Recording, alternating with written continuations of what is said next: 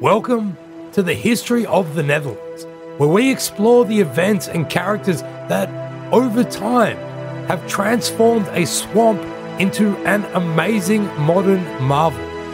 Episode 34, Return to a Dream, an unfancy death at Nancy. The final 2 years of Charles the Bold's life would see him achieve one of his life's ambitions, uniting his northern and southern domains as one continuous territory. This was soon followed, however, by him suffering a hat-trick of defeats at the hands of the Swiss, which would leave him unrecognisably dead, naked, and half-eaten in a frozen pool of water.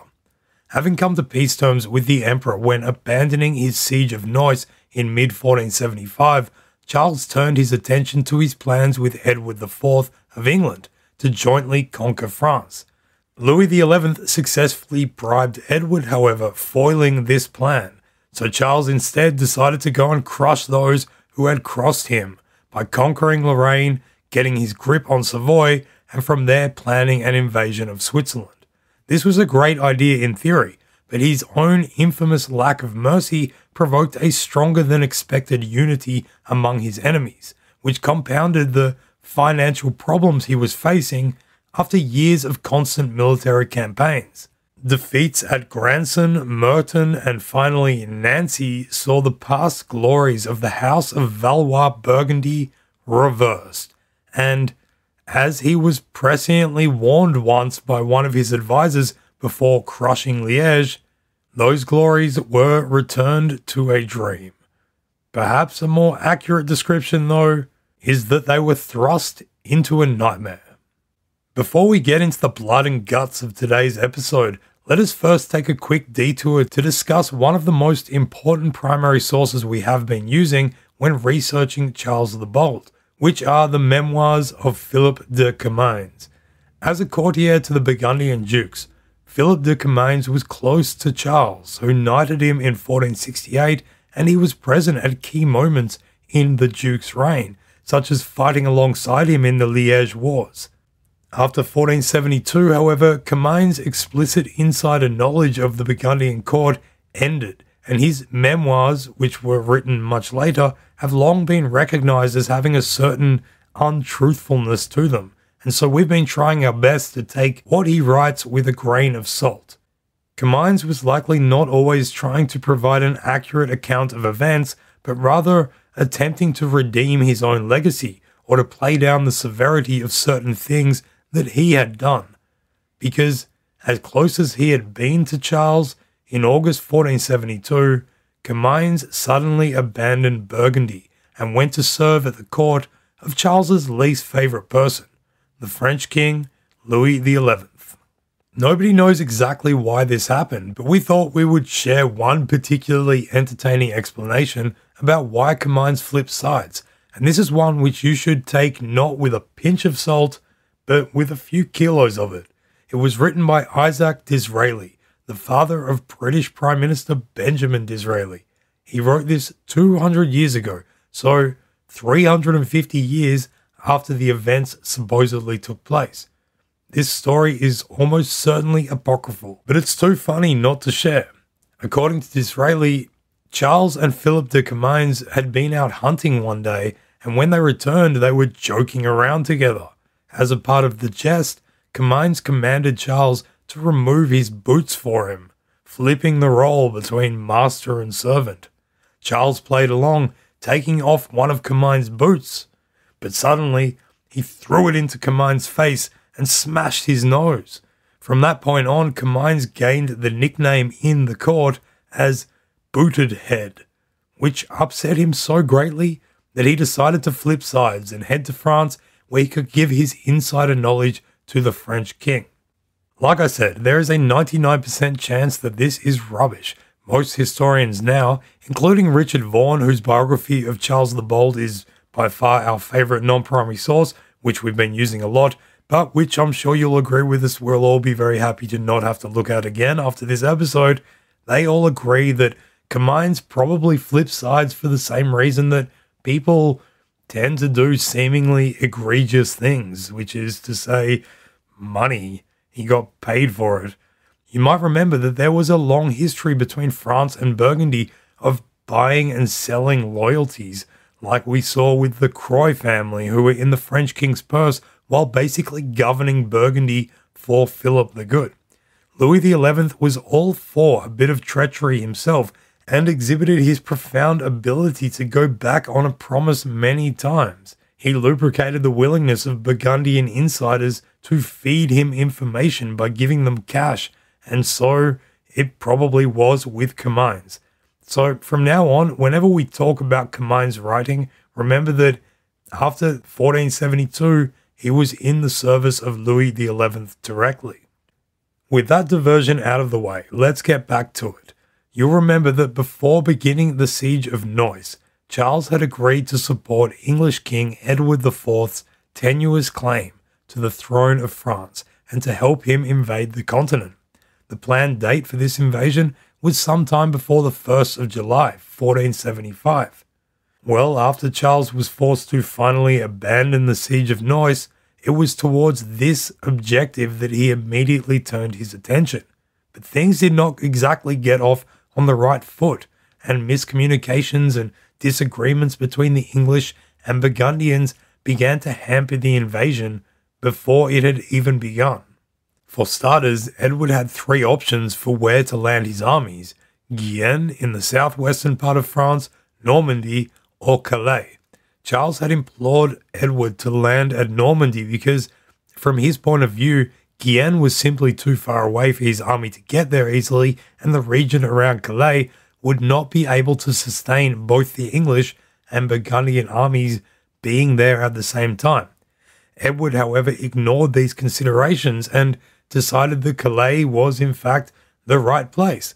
With Charles wasting his time at Neuss, the English then also took their sweet time ferrying their troops across to Calais, spending the whole month of June 1475 doing so with the help of ships from Holland. Finally, on the 6th of July 1475, the king himself, Edward, arrived in Calais, where he was greeted by his sister, Charles the Bold's wife, Margaret of York. As for the Duke himself and the troops that he had promised, well, there was no sign of them just yet. Finally, though, belatedly, Charles did arrive at Calais on the 14th of July, but without an army. Well, as you might guess, all of these delays and the lack of Burgundian troops didn't quite give the necessary impetus required to launch a successful English invasion of France. Despite this, though, the English king and the Burgundian duke did spend some time refining their plans. The general idea was a two-pronged attack, with the Burgundians attacking Lorraine and the English driving into Champagne. Charles was adamant on invading Lorraine so that he could also teach a lesson to the young Duke of Lorraine, René, who, you might recall from last episode, had forsaken his allegiance to Charles when he joined the Treaty of Andernach alongside Louis XI and the Emperor. René, in the meantime, had also joined the League of Constance, that alliance of Swiss Eidgenossen, Alsatian towns, and the Duke of Austria. So this meant that René had now risen very highly on Charles's long list of people that he did not like at all. After invading Lorraine and Champagne, the Burgundian and English armies would then meet up at Reims, or Reims, where Edward would be crowned. Having agreed to all this, Charles left Calais and returned towards his army so he could focus on conquering Lorraine. Edward, on the other hand, began to look at this whole military campaign against France as just a little bit difficult, an exercise in hardship. It didn't help that Charles would not even let the English army camp inside any of his towns. Edward sent a small contingent to a town called St. Quentin, which was ruled by Charles's ally, the Count of St. Pol. Despite having given assurances otherwise, the Count of St. Pol changed his mind as the English force approached to find succor, and instead of opening the town's gates, he sent out a sally against them. Another of Edward's main allies, the Duke of Brittany, had completely failed to provide any help whatsoever. So Edward, who was not the most decisive character, found himself nowhere near as supported as he had been assured, and was probably wondering what he was doing there at all. Louis XI was well aware how much of a threat an Anglo-Burgundian invasion of France would pose to his own thinly stretched military, and realized that he would need to find some kind of alternative to fighting in order to get out of this doozy of a pickle. Undoubtedly helped by those problems just mentioned, Louis XI employed all of his influence to convince Edward to abandon the campaign. He told everybody of any importance just how much he thought Edward was a top-notch king and a good bloke. As Charles was heading for Namur to join his invasion force around August 17th, he learned that there were discussions happening between Edward and Louis, and so he set off as quickly as he could back to find Edward and to make sure that all their plans were continuing as he expected. When Edward and Charles met again, this time in Peronne, Edward gave him the whole, "Yeah, nah, promise, I won't talk with Louis anymore." And Charles, somewhat mollified, once again headed off to Namur. But only 1 week later, he was then handed a letter from Edward, informing him that actually, the French and English kings have come to terms. Ouch. That's kind of like whispering sweet nothings to somebody and then breaking up with them over WhatsApp. At a nearby town called Picquigny, which I assume the residents of were quite picky when picking the name of the town Picquigny, Louis had a bridge built over the river with a special trellis in the middle where the two monarchs could meet but not actually come into direct contact with one another. This was so they could not surprise stab each other. Philip de Comines, now serving Louis XI, was part of the mission to bring Edward IV into this alliance, and when telling this part of the story, explicitly references the occasion a few generations prior when John the Fearless had met the French Dauphin on a bridge and been slain. After finishing the story, he tells us, quote, "I shall speak of it no farther, only let me tell you, you have the story just as the king told it me himself, when he sent me to choose a place, commanding expressly that there should be no door." End quote. No stabby door. The terms of this Treaty of Picquigny were that Edward would receive from Louis 75,000 crowns to pay for the expedition thus far, an annual reimbursement of 50,000 crowns, and a marriage alliance between their daughters. As for Louis, well, he would not worry about an Anglo-Burgundian invasion force anymore, which would be nice for him. To woo the English even more, he then did what Charles had refused to do and opened up the town of Amiens for the English army, commanding the town's taverns that they would not be charged. He basically gave them all a weeks-long free company trip in a French town, which I'm sure the innkeepers of Amiens were absolutely thrilled about. And so it was that Edward IV returned to England, and the planned Anglo-Burgundian invasion of France was cancelled before it even really began. Charles's pretensions were scuppered in a ceremony that deliberately reflected the occasion in which his grandfather had been murdered. Burgundian foreign policy, much like Star Wars lightsaber duels, seems to have been mostly decided on bridges.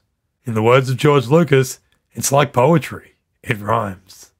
With the signing of the Treaty of Picquigny, Charles was left with no choice but to also come to peace with Louis XI.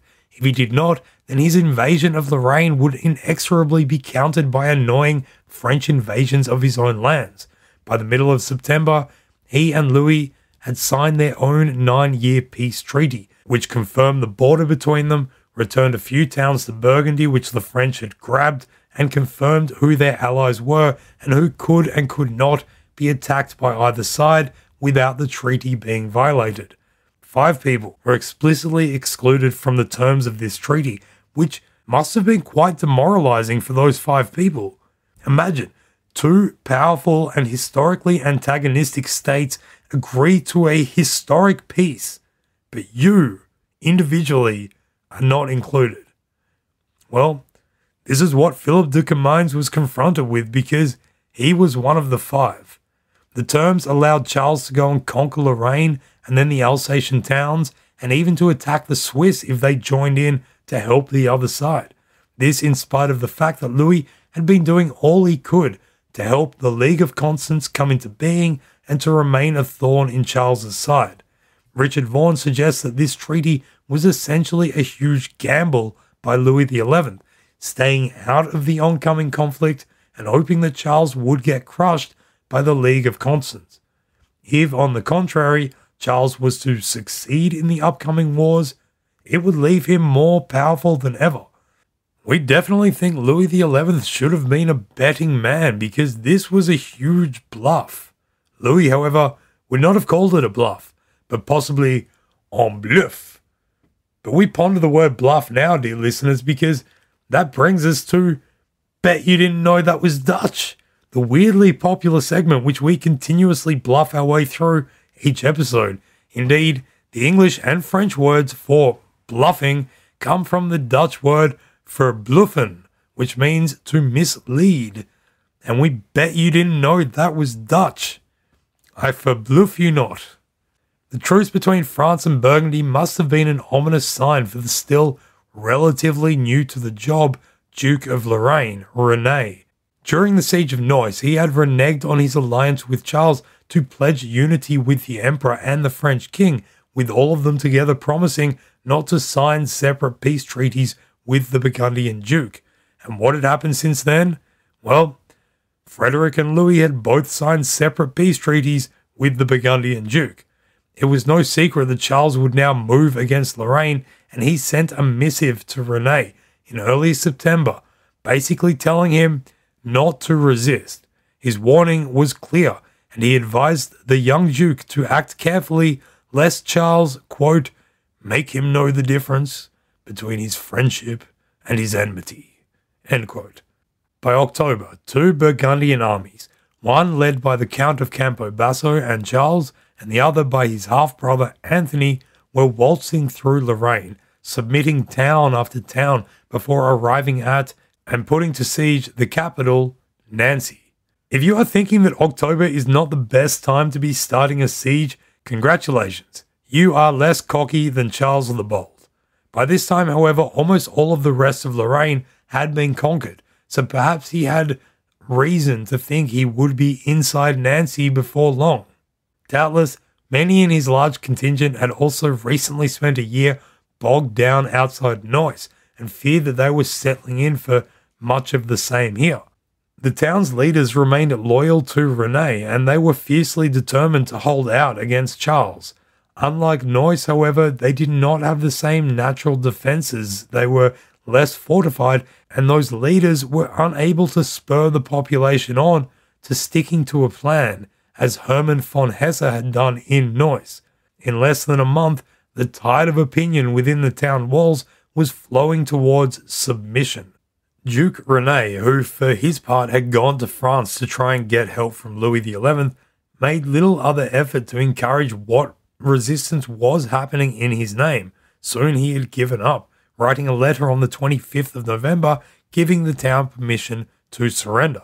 By the 28th they had, and 2 days later Charles walked through the dismantled town gates of Nancy in celebration of what had been a fairly easy endeavour.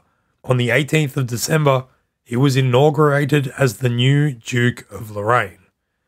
Although conquering Lorraine was not the most exhaustive military campaign that Charles had ever undertaken, it did finally mark the moment when he fulfilled the ambitions of his predecessors by connecting the southern and northern Burgundian domains.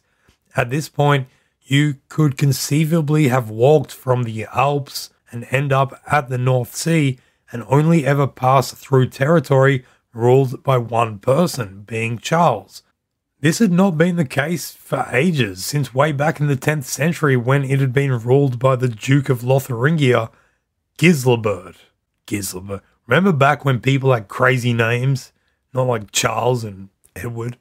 I miss those days.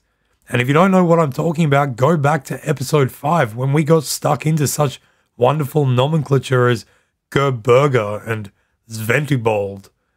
During the reign of Giselbert, Lotharingia, the successor of Old Middle Francia, had continuously switched sides between France and Germany until it was eventually consumed by the two of them and split up into various parts, being Alsace, Upper Lorraine, and Lower Lorraine. But now Charles had put Humpty Dumpty back together again. In the last episode, we said that when Charles was defeated by a Swiss army at Héricourt, it signified the beginning of his descent. It is worth pointing out that the argument has been made that, in fact, his submission of Lorraine marked the peak of his career, simply because of how much land he controlled. This, though, was more of a false summit. While he did rule vast domains and had finally connected them, he was hampered by the financial burden of the continual military campaigning needed to sustain it. A great alliance had formed against him, and he would need to defeat them decisively if he was to come out on top. Over the winter of 1475-76, Strasbourg, therefore, became convinced that it was next on the Burgundian hit list and desperately began organizing a defense. More than 600 buildings on the outskirts of the town were destroyed simply to create a flat defensive expanse.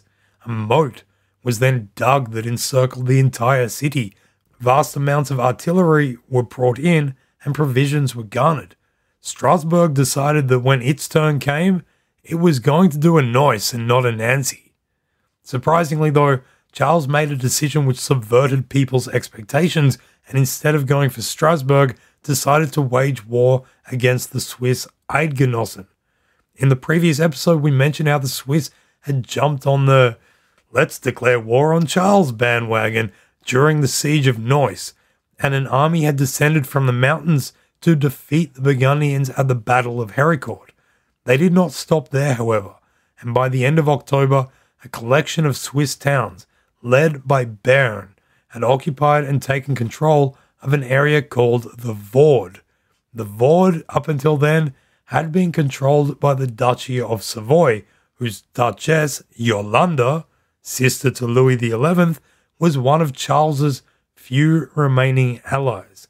This was crucial territory for Charles, the Vaud, because he was hiring Italian mercenaries for his armies, and it was through the Vaud that they needed to travel in order to get over the mountains.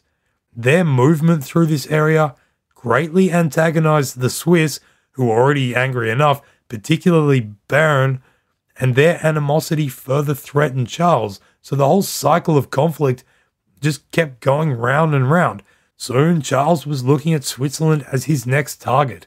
One supposes that if he were able to get advice from his father, his grandfather, or his great-grandfather, they would probably all have said that this was a pointless folly. But be that as it may, at the end of January 1476, Charles began assembling an army at Besançon, preparing to launch a new invasion into Savoy and thereafter into Switzerland. He ordered all his towns in the region to send him artillery and supplies, and in a letter to Dijon, he justified this new campaign, quote, "to deliver our lands and subjects of Burgundy and those of the House of Savoy from the Swiss and other Germans who up until now have interfered in order to cause them various injuries, oppressions, and damages." End quote.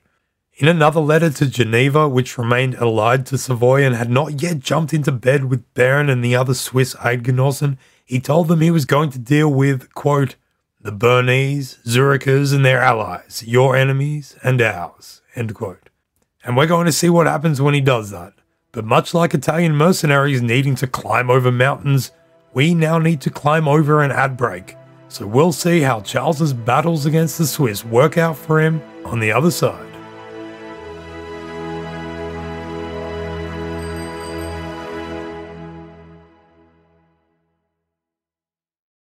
Welcome back.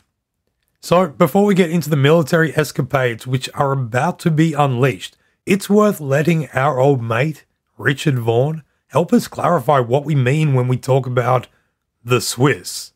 Quote, "The phrase the Swiss is both misleading and inaccurate. Against Charles the Bold in the early months of 1476 was ranged a motley and apparently ill-assorted collection of small powers, a mixture of towns like Strasbourg, Basel, and Bern, rural communities like Uri, Schweitz, and Unterwalden, prelates like the bishops of Strasbourg, Basel, and Sion, and two substantial secular rulers, the Dukes of Lorraine and Austria-Tyrol, René and Sigismund. In essence, this alliance was an enlarged League of Constance." End quote. In the middle of February, the Burgundian army set out to attack two places with castles, at Yverdon and Granson. When they got to Yverdon, though, they found that it had been abandoned. The Swiss garrison there had decided to hole up in Granson instead, so that altogether they could make one great stand against this onslaught by Burgundy. On the 19th, Burgundians attacked Granson, easily subjecting the town, but taking the castle of Granson proved a more difficult objective. After just a week and a half, however, the several hundred-strong garrison there was forced to surrender. This was impressive to say the least, as the castle had been standing since the 11th century and should have been easily defended. Reports from some of the Bernese who escaped tell us that Charles's artillery had made a huge impact, destroying the defenders' guns and killing the master of their own artillery.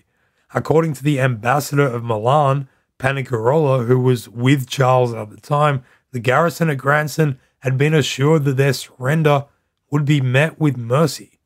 Another story tells that members of the Swiss army had managed to secretly row a boat close enough to the castle to catch the garrison's attention from afar.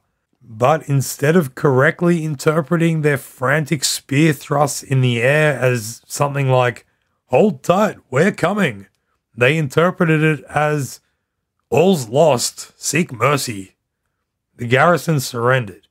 Some sources are adamant that they had received assurances of mercy, while others that the surrender bore no conditions. Regardless, once they were taken into the control of the Duke of Burgundy, they received no mercy. He spent 4 hours, having all 400 or so either hung on the many walnut trees that grew around the place, or drowned in Lake Neuchâtel.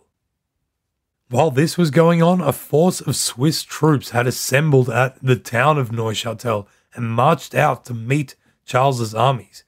At the nearby town of Concise, whose name we really appreciate for its ability to convey large amounts of information in a small amount of letters, a skill that we sometimes find ourselves rather lacking. The Burgundians became aware of the Swiss presence, but grossly underestimated the size and scale of it. Perhaps they should have been more concise. The Burgundian cavalry surrounded the Swiss vanguard, thinking it was the entire Swiss force, and after that, Charles called them back to begin an artillery bombardment. At this point, though, when the Burgundians were pulling back, the rest of the Swiss army emerged, causing panic and confusion. A rout ensued, and even though Charles personally set about ordering his troops to hold fast, most of them fled. Although the Swiss could not inflict that much actual physical damage on Burgundian forces, the symbolic victory was immense. The greatest army in Western Europe had been humiliated by a bunch of mountain people. Furthermore, the entire Burgundian baggage train was captured, meaning a huge amount of Charles's precious treasure and artifacts, which for some reason he took around with him, was all captured by the Swiss. This included Charles's throne, his jeweled hat, which he used as a crown, his silver bathtub. Guess he left his gold one at home. So many jewels and diamonds, tents, banners, his personal seal, which I haven't double checked this, but I'm pretty sure is just like a stamp, not an actual seal that he carries around for emotional support. Giving fish to when he's feeling sad. And a whole lot of cannons. It was a huge amount of booty, and for a guy who was already under severe financial pressures, undoubtedly an utter disaster. One Swiss soldier who had been present when they had retaken Granson and entered the town, Petermann Etterlin, later wrote of his experience seeing what Charles had done to the murdered garrison. Quote, "They were found sadly, the honourable men, still freshly hanging on the trees in front of the castle whom the tyrant had hanged. It was a wretched, pitiable sight. There were hung 10 or 20 men on one bow. The trees were bent down and were completely full. Here hanged a father and a son next to each other. There 2 brothers or other friends. And there came the honourable men who knew them, who were their friends, cousins, and brothers, who found them miserably hanging. There was first anger and distress in crying and bewailing." End quote. When the Swiss forces retook the castle, most of the Burgundians there were chucked out of the window, being defenestrated all the way to their deaths.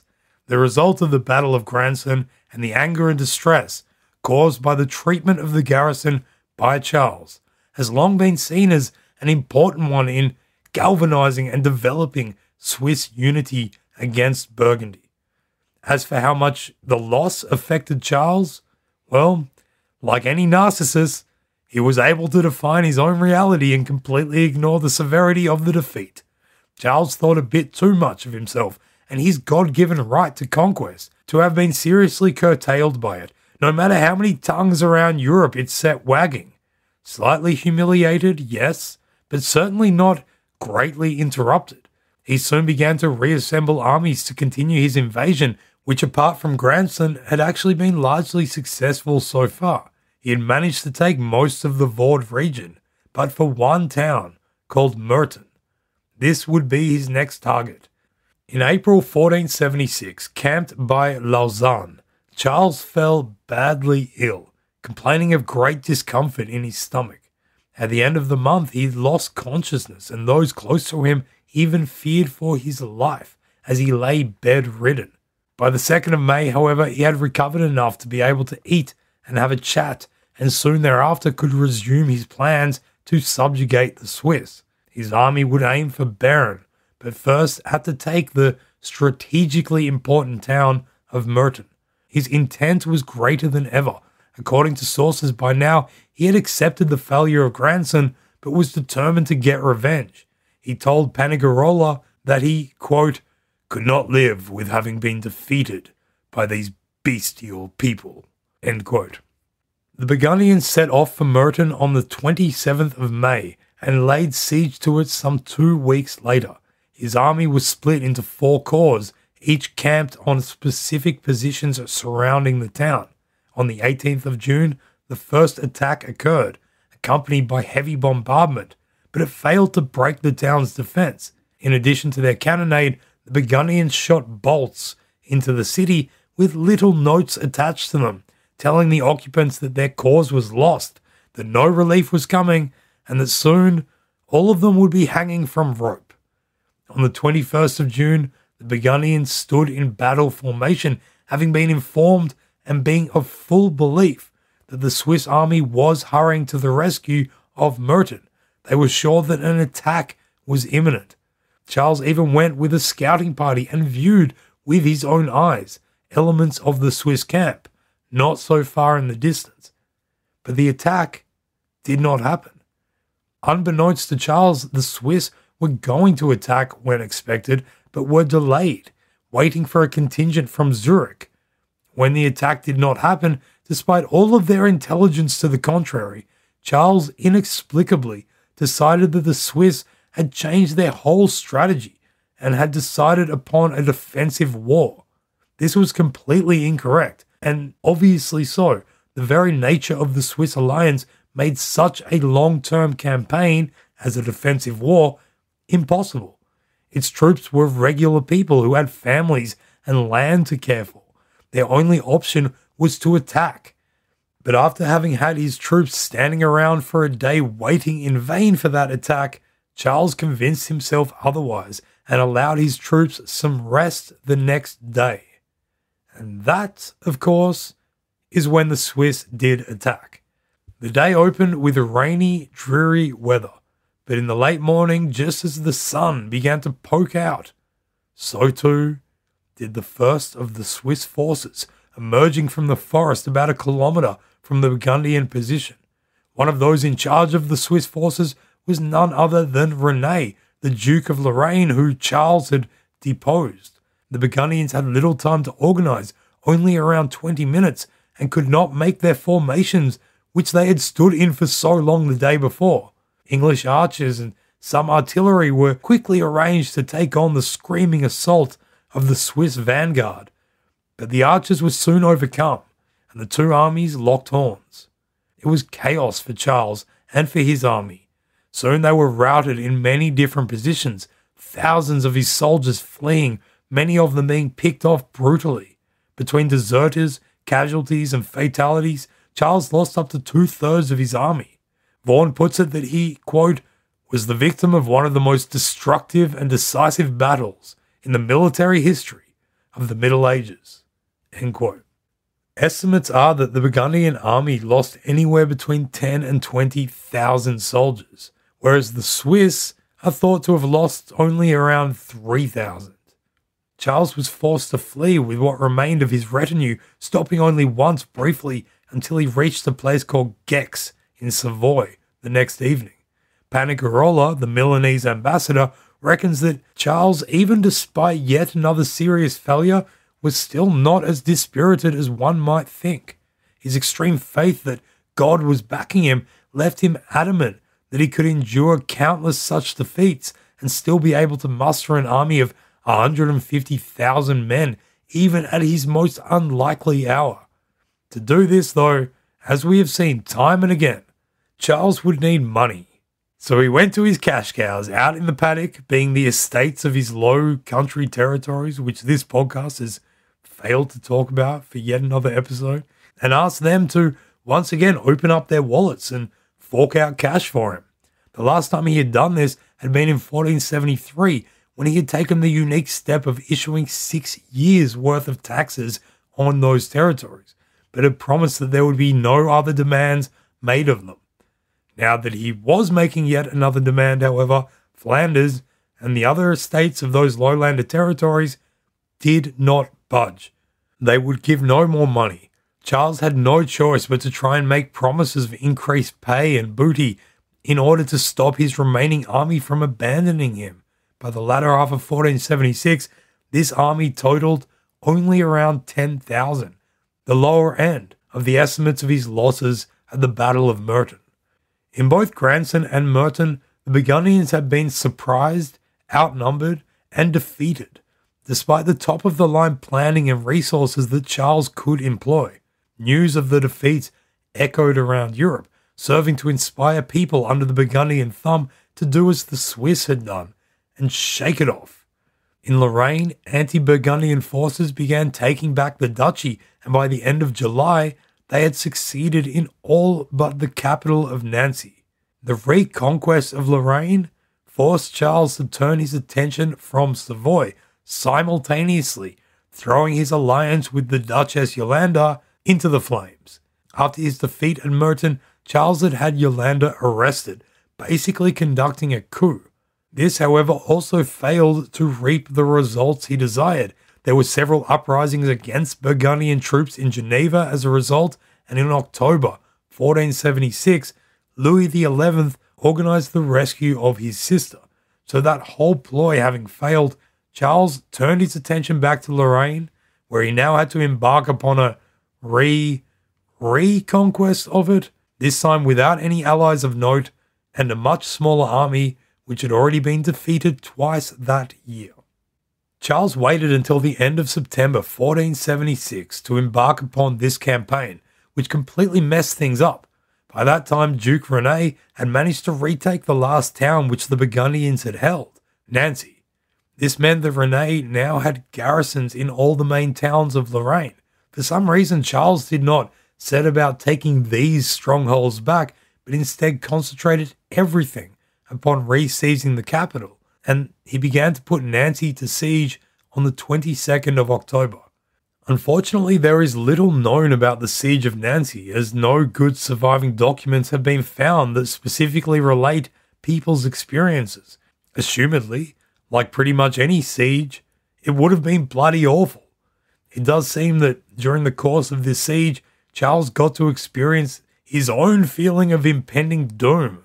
Probably not as intensely as those upon whom he had inflicted it in the past would have felt, but still, doom. Letters that he was sending were getting no responses, which indicated that Lorraine forces had blocked off his supply chain and communications. Some sources tell us that around this time, he really started to emulate his hero, Alexander the Great, and began to drink a lot. Charles had never been a big drinker, but supposedly now, without his emotional support seal, he found the cause. He was alone, outnumbered, desperately needing more troops, and aware that the League of Constance would be sending an army to relieve Nancy. Rene of Lorraine, meanwhile, was trying desperately to get that Swiss army to do just that. Mostly the Eidgenossen refused, arguing that it was too cold for campaigning, which I would agree. But Rene threw some cash and promises around, buying as many mercenaries of his own as he could, and he also found willingness among those Alsatian towns who had no qualms about marching off to kill Burgundians. Over December, these forces gathered and left Basel, including the main body, on the 26th. Charles went into a sort of denialism, becoming convinced that everything was okay because he was who he was. The confidence that had served him so well in expanding his power until now became a weakness. When told that one of his chief commanders, the Count of Campo Basso, was going to betray him, he refused to believe it. By the 31st of December 1476, Charles could not deny that the Swiss army was approaching. He wrote to the Lord of Fay on that date, saying, quote, "Since we have now been truthfully informed of the approach of our enemies, we wish and we expressly command you that, as soon as you read this, you come to us and in our service, and bring with you all the nobles with fiefs and sub-fiefs and all other troops both mounted and on foot that you can find in our land and Duchy of Luxembourg. If you cannot come in person, send us with the greatest possible diligence those nobles and others both mounted and on foot. Do not fail in this in any way." End quote. As the Swiss contingents made their way towards Nancy, Duke Rene ordered his garrisons in towns and forts along the way to join them, growing and forming this great allied force that outnumbered Charles's forces by many times. On the 4th of January, the assembled force that had come together to take down the Duke of Burgundy rendezvoused around 5 kilometers from where he and his besieging army were camped. Also there was the Count of Campo Basso, who Charles had not believed was going to switch sides. Guess what? He'd switched sides. The Swiss army was atypical for the time, though. It did not have a single commander-in-chief, nor was it dominated by any one group within. It was arguably just a physical expression of general contempt for Burgundian rule. Here's Vaughan again, quote, "It was an army of allies, of contingents from the enemies of Burgundy and their supporters, which had been assembled from far and wide, though its nucleus had marched from Basel. Alongside Duke René's Lorrainers and the mercenaries he had raised in Bern, Zurich, Luzerne, Schweiz, Glarus, Zofingen, and elsewhere among the Eidgenossen were the men of the Sundgau, of Basel, of Colmar, of Sélestat, and of Strasbourg. Among the banners and pennons which fluttered over the allied army were those of Duke Sigismund of Austria and of the bishops of Basel and Strasbourg. In the description of this army which Duke René apparently dictated to one of his secretaries, he claimed to have with him some 19 to 20,000 men, 2,000 horse and 7,000 foot in the vanguard, and the whole of the rest of the army, apart from a reserve of 800 culveriniers in the main battle, which included a further 2,000 horse. Detailed statements elsewhere leave no doubt that there were at least 6,000 Swiss in the army, and there seems no reason to dispute Duke René's figures. Thus, Charles was probably outnumbered by something like 3 or 4 to 1. End quote. The day of the battle was the 5th of January 1477. It was snowing heavily, and nobody could see anything at much distance. Charles made 2 telling strategic errors in how he prepared for the forthcoming battle. The first was engaging at all. Many of his captains were counselling that they withdraw, which he simply refused. That being the case, the second error he made was failing to have a nearby forest edge properly scouted or reconnoitred. And it is into that forested area that a vanguard of the Allied army veered away from its course towards Nancy. Hundreds of men and horses began pushing through thick, cold, and difficult terrain. It was worth it, though, as it brought them to Charles's right flank. Around midday, the waiting Burgundians, who were none the wiser to this sneaky move made by the allies in the blinding snow, suddenly heard 3 blasts on a horn and a roaring scream as these men poured out of the forest and crashed unexpectedly into Charles's cavalry. They had taken Charles's artillery out of the equation as it was aimed in the wrong direction and could not be moved in time. When they overtook the positions of the guns, the rest of the Allied forces began their frontal assault. Soon, what had happened in Granson and Murten was happening outside of Nancy. Charles's army disintegrated in blood and flesh and fire, but also in acts of desperate escape. As they fled towards the nearest city that was safe for a Burgundian, which was Metz, thousands were cut down, not only by the assaulting soldiers, but also by peasants and free people who came across them along the way and took their own personal revenge against the might of Burgundy. The onslaught was so overwhelming that Charles too was quickly in the thick of it himself, doing his best to Alexander the Great himself out of what was quickly becoming the most untenable situation in his life. Fighting furiously is the last act that anybody saw Charles the Bold engaged in. Afterwards, nobody had any idea what had become of him. Had he too fled, or had his aggressive militarism finally caught up with him? A chronicler in Metz, witness to the thousands of soldiers who had fled the battle and were turning up pleading for refuge inside the city, wrote, quote, "The battle was indeed a woeful catastrophe for the said ruler of Burgundy, who was then the most feared and redoubtable prince one could think of, and also the best loved by his subjects." This was well shown by the fact that they would not believe in his death, especially the people of Artois and several others of these Burgundians, for they stupidly and obstinately asserted that he had escaped from the battle into Germany and had there vowed to undertake a 7-year penance, after which he would return in great power and avenge all his injuries and insults.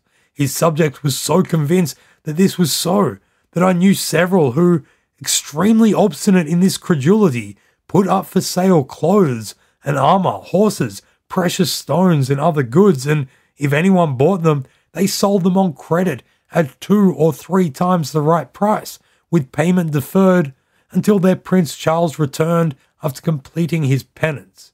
End quote. But Charles was not doing penance. Well, not in the earthly realm, anyway, because he was dead. His body was not found until 2 days after the battle. Like all the corpses that littered the area, anything of value, jewelry, ornaments, and whatnot, had been taken by scavengers. His head had been cleaved in twain, like his grandfather John's had been on that bridge. Wolves and other creatures had apparently eaten his face and whatever other good bits they could get to. In fact, the only way that the Burgundians knew it was him is because of old battle scars that one of his physicians was able to identify.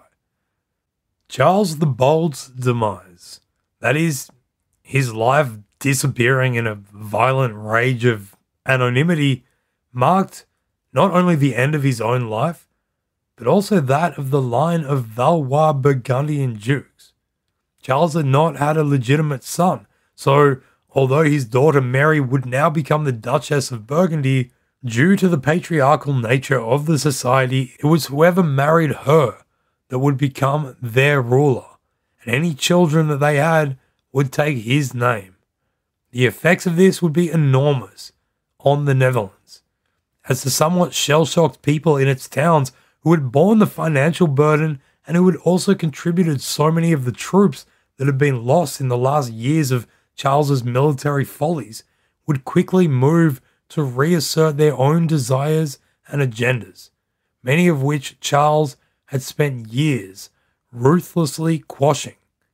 As regards the traditions of the transfer of power in the Burgundian state, Mary is going to have to quickly deal with a bunch of disgruntled subjects. And that, folks, is where, with no shortage of relief, we will head back to next episode.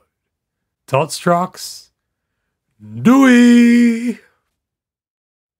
Thank you all very much for listening to another episode of History of the Netherlands. Don't forget that you can follow us on Twitter. We're always pretty active, just spouting out lots of random, sometimes history-connected things, at History of NL. We invite and encourage you to also leave us a review on any which podcast listening app that you are using. 5-star reviews are our favorite, aren't they, Julian? Yes. And then finally, of course, it is time to induct our newest members into the Order of the Golden Patreon Pledge. Although we are changing era after this episode, we may have to change nomenclature just to, fit in with the progress of the times. But before we do that, let us ordain our newest members. Ilya Brodsky. Illy, mate, I met you in real life. Thank you very much for recognizing my voice at a pub. Never happened to me before. Even better, after meeting me at a pub, people have never gone home and sent money to me before. So thanks, Illy. Really appreciate it. Jay Slot, Padlock, thanks very much as well, mate. You're an absolute legend. Welcome to the Order. And finally for this week, a father-daughter duo, Eric and Sammy Hansen. Our favorite Hansen family, easily. They bopped their way through Dutch history together. So thank you very much to you two. And welcome to the Order of the Golden Patreon Pledge. If you want to be like those fantastic people, you can go to patreon.com/history of the Netherlands. There you can choose whatever amount you want to support the show in. A buck a show is always a good place to start. And you can also see some of the other things that we've done, bonus episodes we've made. And we are also releasing a range of t-shirts coming soon. So you can see the designs for them up there as well. Normally after the death of a Valois-Burgundian duke, we will have a little summary about what they've meant for the history of the Netherlands. And we haven't done that with Charles, but in a future episode, we are going to be able to wrap up the whole Valois-Burgundian era together as one. So we'll leave Charles dead in his ditch for the moment, and we'll come back to seeing what impact directly he had on the history of the Netherlands. That's it for now. See you later. Thanks for listening to History of the Netherlands. You can get detailed show notes at our website, historyofthenetherlands.com. From there, you'll be able to find other podcasts and projects that we've created. This is a production of Republic of Amsterdam Radio.